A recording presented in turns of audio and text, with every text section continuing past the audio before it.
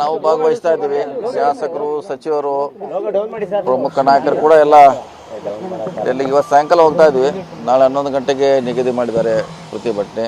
ಅದು ಪ್ರತಿಭಟನೆ ಈಗಾಗಲೇ ನಿಮ್ಗೆ ಗೊತ್ತಾಗಿದೆ.